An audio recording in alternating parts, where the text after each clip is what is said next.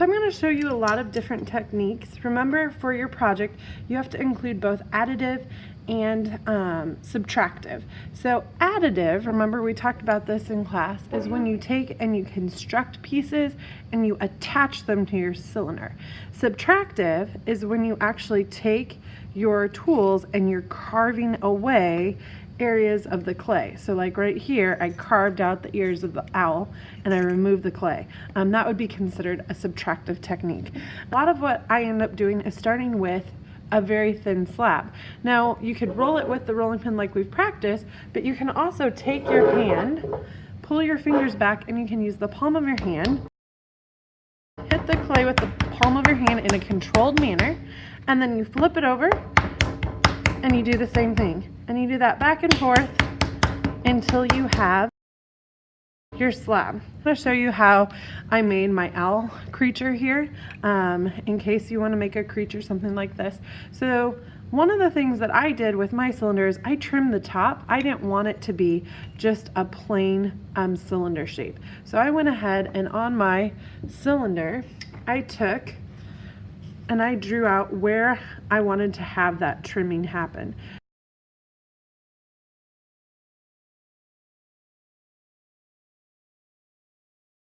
So sometimes I like to sketch things out on the clay first with my pointed tool, my needle tool.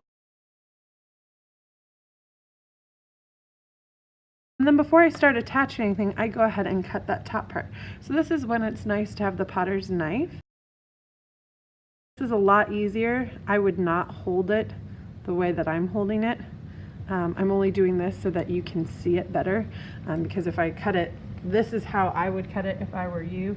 I'd have it sitting on the table so that way you're not trying to balance it. So I take my sponge, dip it in the water, and I can take and I can smooth out those edges now. And then within my ears, I want them to feel more like ears, so I can follow the edge shape that I've drawn. So this is called a ribbon tool, and this ribbon tool is great for removing clay.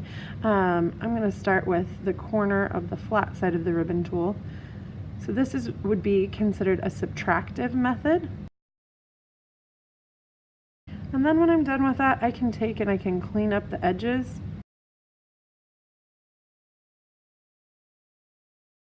So one of the key things when you're doing your design, take the time to really refine any marks that are in the clay. When you turn it in, will end up in the final clay part. Okay, so I've got the ears done for my owl. So now I want to go ahead and create the feather texture here on the belly. And I'm just carving this in.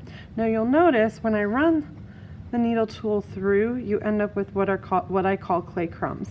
And we don't want to leave those. So once you have to almost retrace each time and get those little pieces of clay that we're moving out of our design. We have to remove those, otherwise they can be very sharp when the ceramics or your clay gets fired.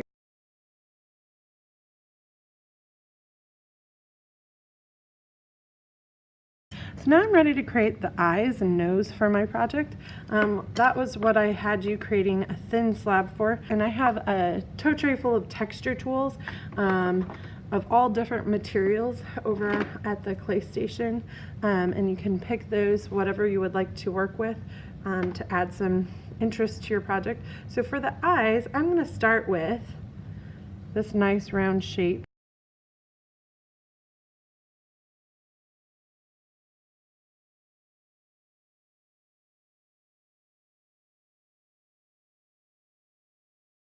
So now I can hold it up to my owl. I want my owl to have nice big eyes. So I can see, is that the look I'm going for? And I'm happy with it. I need to create the centers of the eyes. So I know I'm going to need 2 of these. So I try and get the same amount of clay for the feature. So if I compare those look pretty close. Then what I can do is I can take and I can roll it, and then I will flatten it. And then for the center, you can even use like the back of your needle tool. Whenever you attach, it that you score. Right there. And then now this is when we're going to use our slip. Kind of draw out the beak first. And if you want it to feel more rounded, just press on the sides of the triangle, which is what I'm doing. Okay, so there I'm happier with that look. A little mark on either side. And then I need to score and slip everything into place. So what I will sometimes do is I will sometimes make little marks when I'm happy with placement, so I can see where things need to go and I know where to score and slip.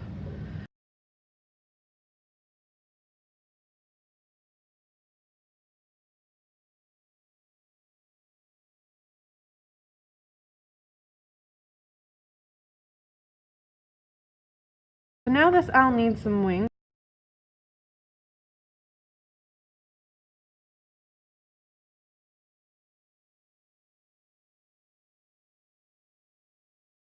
Because I want the exact same shape.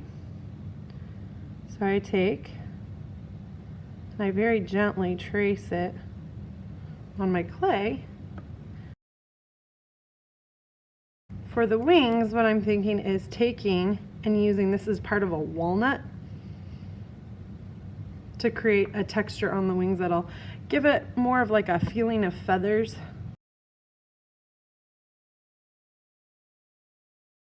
Okay, so now I have my wings ready. Now before I attach the wings, I want to continue that same texture. One of the criteria for your projects is that it needs to be interesting from all sides.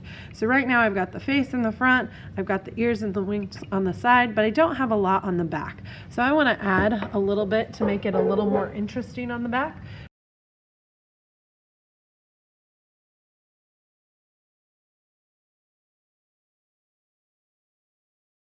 And now I'm ready for my wings.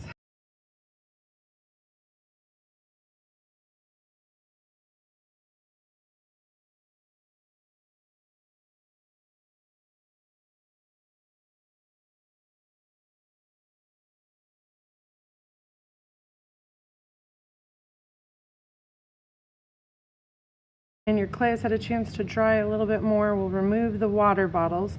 My clay is still maybe a little soft, so I wouldn't remove it the first day.